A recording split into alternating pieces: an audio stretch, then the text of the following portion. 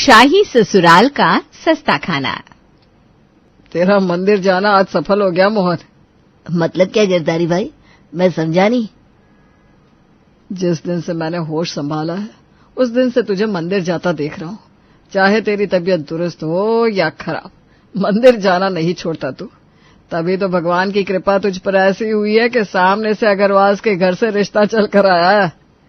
हाँ भाई, वो तो सच में मेरी बेटी का ही भाग्य है। वैसे पता तो लगवाया है मैंने, लोग तो खानदानी है, पर बेटी का बाप हूं ना, मन में डाउट तो रह ही जाता है। अगर उन लोगों के लिए तेरे मन में शक है फिर तो भाई हो गई सुमन की शादी।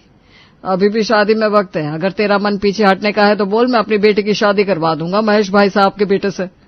अरे अरे, तू दोस्त है क्या दुश्मन? महेश भाई साहब के बेटे से शादी मेरे सुमन की ही होगी। कार्ड तो वैसे तेरे घर पहुंच चुका है, पर फिर से कहता हूँ, तुझे शादी में आना है। आखिर लड़की का चाचा है तू। और ठीक 4 दिन बाद दोनों परिवारों में तैयारी शुरू हो जाती है। यहाँ दुल्हन तैयार हो रही थी, वहाँ दुल्हा। इतनी प्यारी लग रही है मेरी गुड़िया, किसी की नजर ना लग जाए। अरे ब्यूटी पार्लर वाली मैडम, वो जरा काजल तो पकड़ाइएगा। सुमन को काला टीका लगा देती हूँ। शादी में कहाँ कहाँ से लोग आएंगे, कहीं किसी की नजर लग गई तो। ये क्या कह रही है आंटी जी आप? प्रिंसेस लुक दिया है मैंने सुमन को और आप काले टीके की बात कर रही हैं। प्लीज अपनी सोच को बदलिए, ये सब कुछ नहीं होता। अरे प्रिंसेस लुक हो या रानी लुक, क्या फर्क पड़ता है? अब इस लुक के कारण मैं अपनी बेटी को काला टीका भी ना लगाऊं क्या? मैम, आपकी बेटी की शादी किसी धर्मशाला में नहीं हो रही है, रिसोर्ट में हो रही है।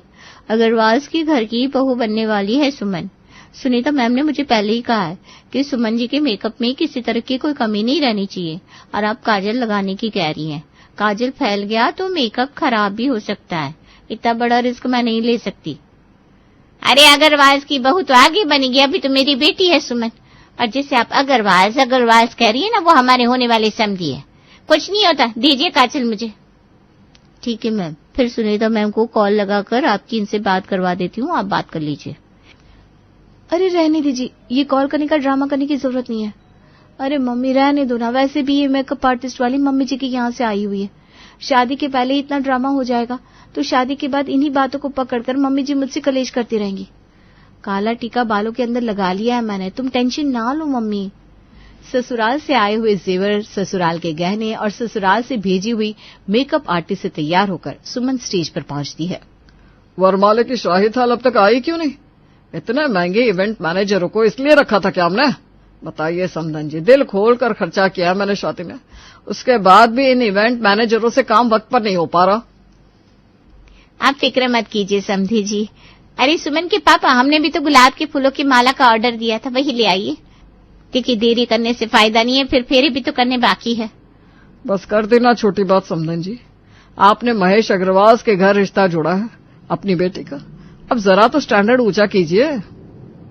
मैंने कड़ू फूल फ्लावर के वरमाला तैयार करवाई है। ये कोई ऐसा वैसा फूल नहीं है, ये फूल सिर्फ एक रात के लिए खिलते हैं, इसलिए काफी महंगे होते हैं। पर वो क्या ना, एंटिक चीजों के आगे महेश पैसे नहीं देखता। वैसे तो मैं ऑर्किड की माला भी तैयार करवा सकता था, पर वो क्या है ना, आजकल लोगों ने उसे इतना इस्तेमाल करना शुरू कर दिया कि वो बड़ा कॉमन हो गया है। डेकोरेशन से लेकर लाइटिंग तक सुमन की शादी में सब कुछ इतना परफेक्ट था जिसे देखकर हर तरफ मोहन की किस्मत की वाहवाही हो रही थी।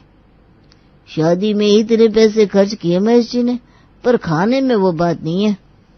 तो बात कह रहे हैं, या खाना ही कहाँ है?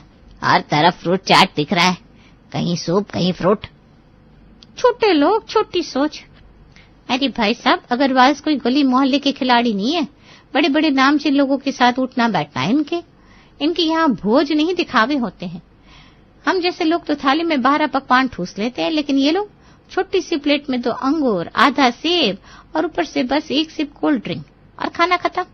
सब डाइटिंग पर होती है भाई, ज्यादा खा भी नहीं सकते वरना अगली फोटोशूट में पेट बाहर आ जाएगा। बेकारी आ गया इस शादी में मैं। डेकोरेशन का क्या चार्ट डालूं? खाने को तो कुछ है नहीं, घर जाकर खाना खाना पड़ेगा।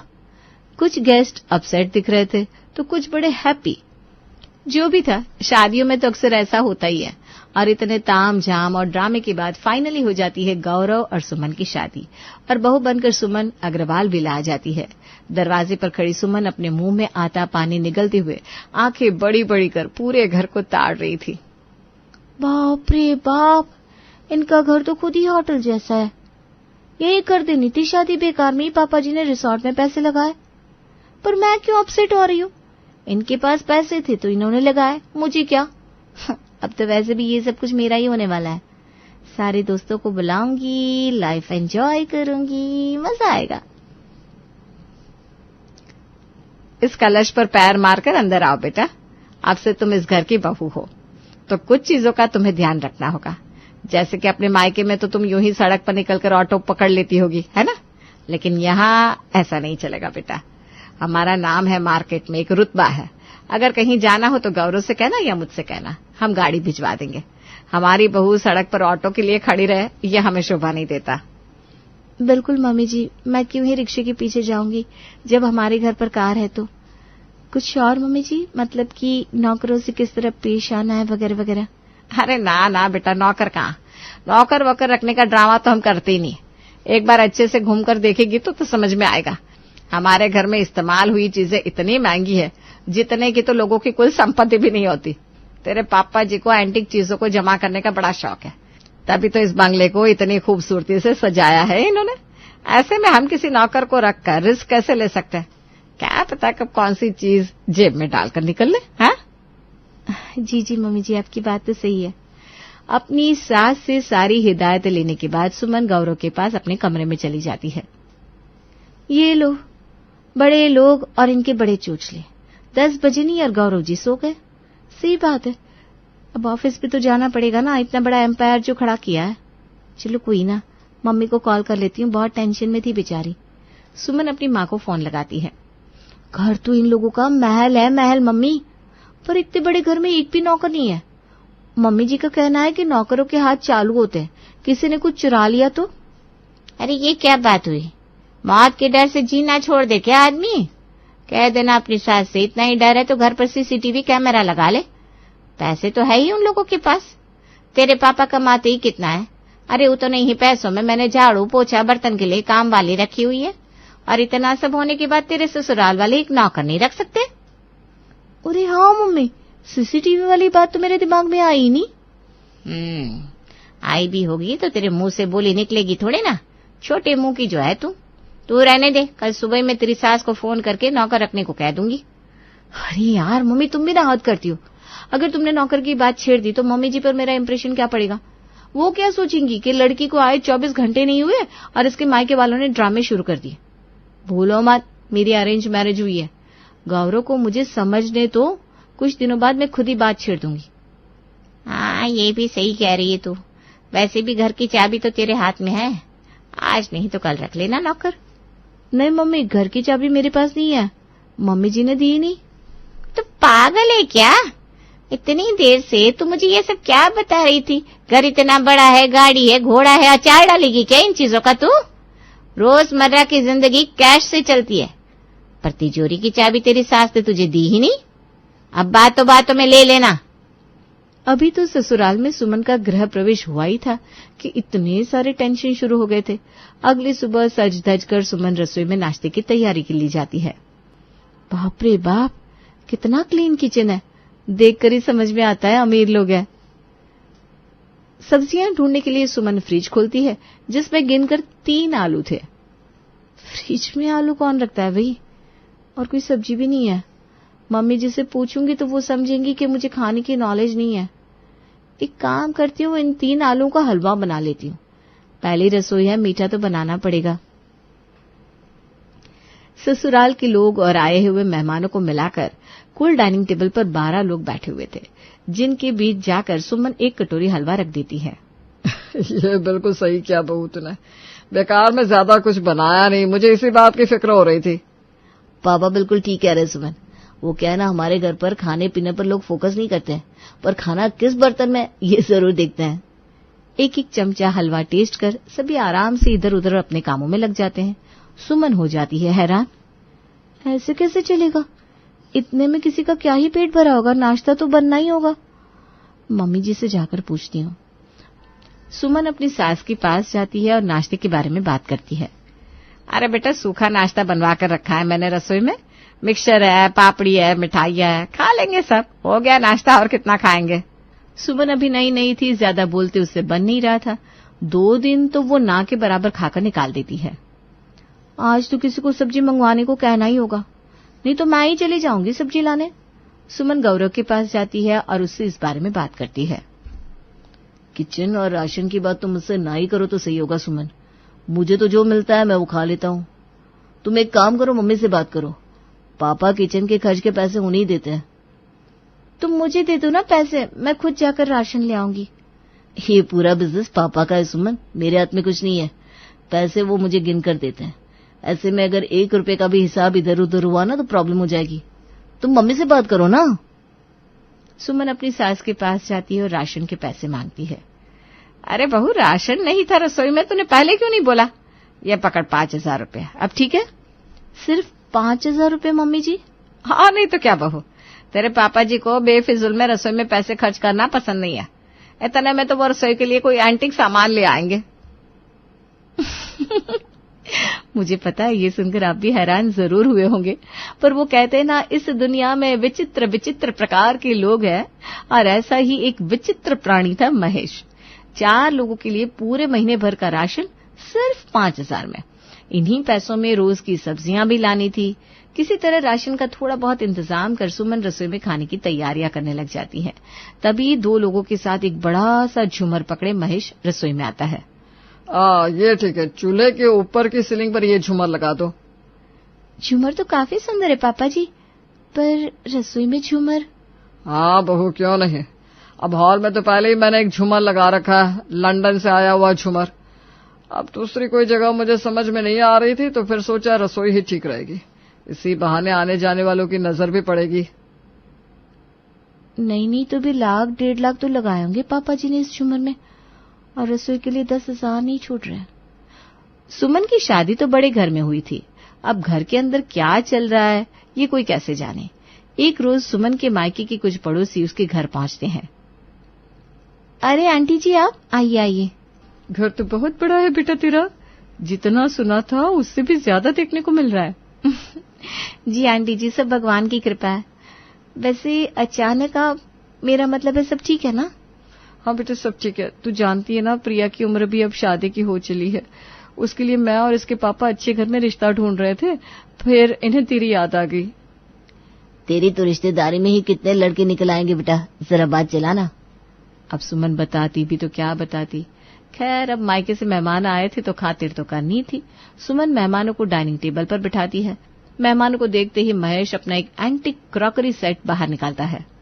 ये क्रॉकरी सेट कोई ऐसा वैसा नहीं है भाई साहब।